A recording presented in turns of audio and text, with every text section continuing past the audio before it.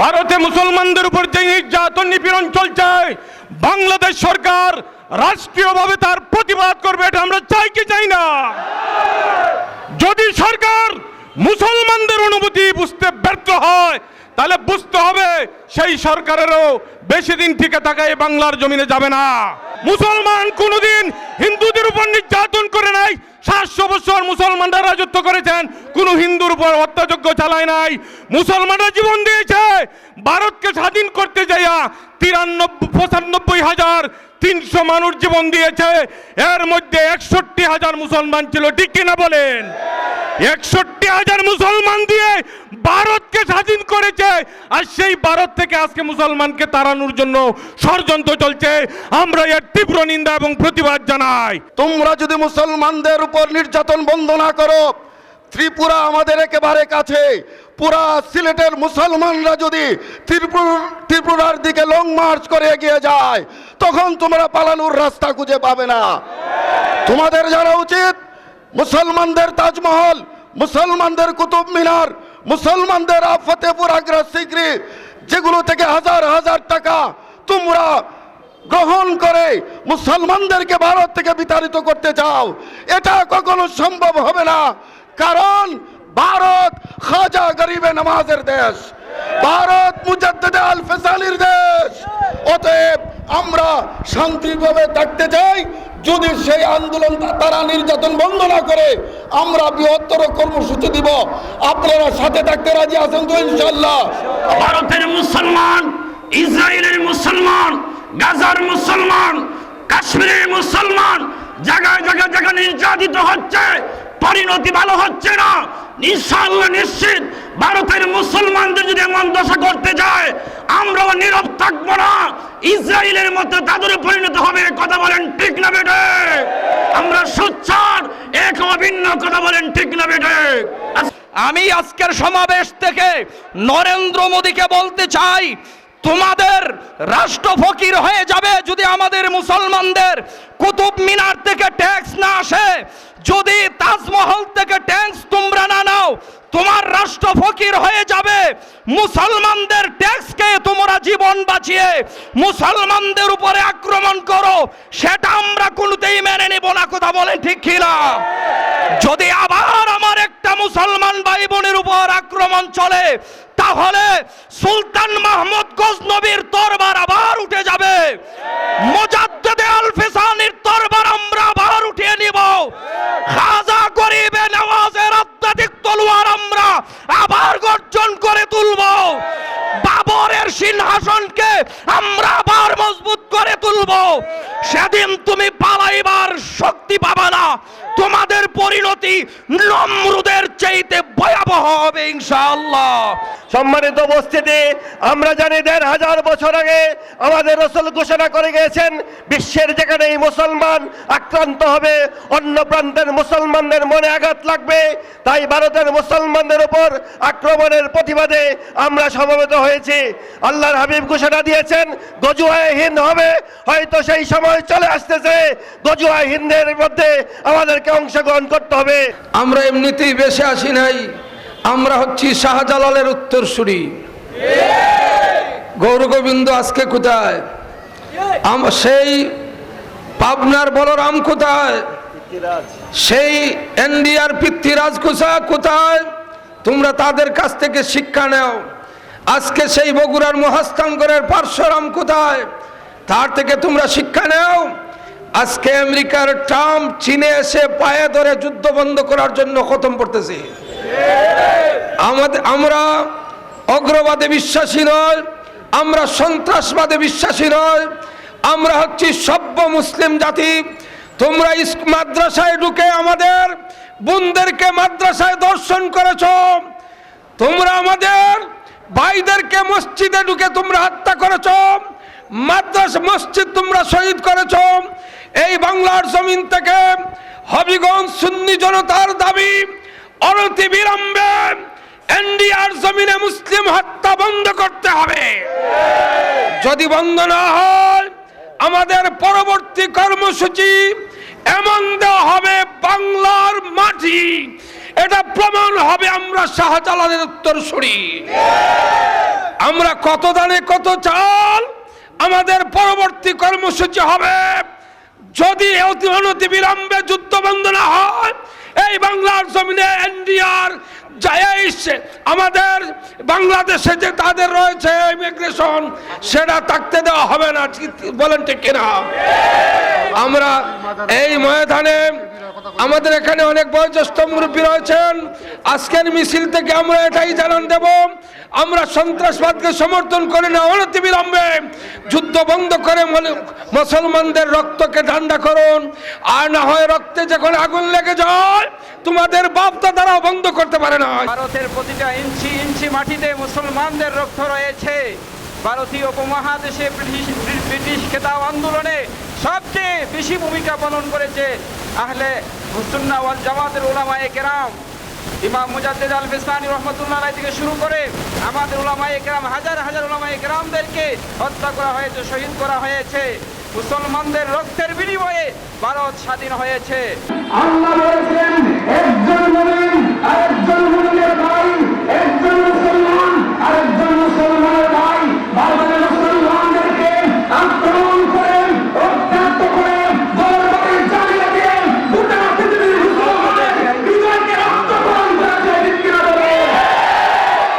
বাংলাদেশের মধ্যে 90% মুসলমানের দেশে হিন্দুরাম নিরাপত্তা করে বসবাস করছে। তাদের মন্দিরের মধ্যে মুসলমানরা মারা যায়। ঠিক কিনা বলেন? আমি বলতে চাই, যদি ভারতের মুসলমানদেরকে আক্রমণ বন্ধ না করা হয়, বাংলাদেশের হিন্দুদেরকে বললাম সামনে বসবাস করতে হবে। পৃথিবীর মুসলমান ঐক্যবদ্ধ হয়ে আন্দোলন করে তুলব। রাস্তা ঠিক আছে, সব কিছু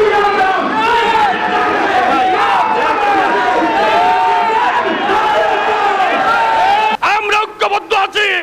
যাদের ডাক যখন আসবে, মোদি, শুভেন্দু, তোমরা পালাবার পথ পাবে না। তোমরা ভারতের সংখ্যায় বেশি হতে পারো, আমাদের 20 কোটি মুসলমান ভারতে তোমাদের জন্য যথেষ্ট।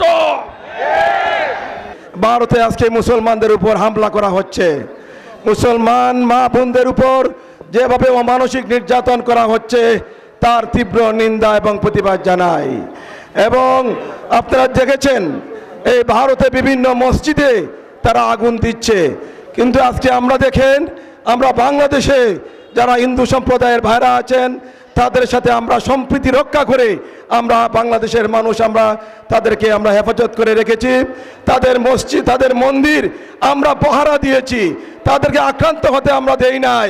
কিন্তু অত্যন্ত দুঃখের বিষয়, এ ভারতের পশ্চিমবঙ্গ সহ বিভিন্ন অঙ্গরাজ্যে আজকে মোদী সরকার যেভাবে মুসলমানদের উপর আক্রমণ করছে, অবিলম্বে সেই হামলা বন্ধ না করলে আমরা ভারতীয় দূতাবাস আমরা ঘেরাও দিব।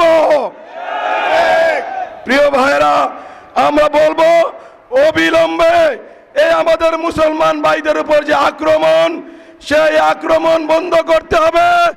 জাতিসংঘের মাধ্যমে সুষ্ঠু তদন্ত করে আন্তর্জাতিক আদালতে তাদের বিচার করতে হবে। এই মোদি এবং সুরেন্দ্রকে আইনের আওতায় আনতে হবে।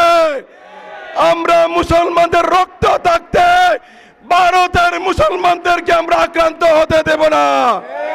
প্রিয় বন্ধুগণ, আমি আবার বলতে চাই, আমরা শাহজালালের তলোয়ার গর্জে উঠুক আরেকবার। অন্য ধর্মাবলম্বীকে মুসলমানরা নির্যাতন করে নাই।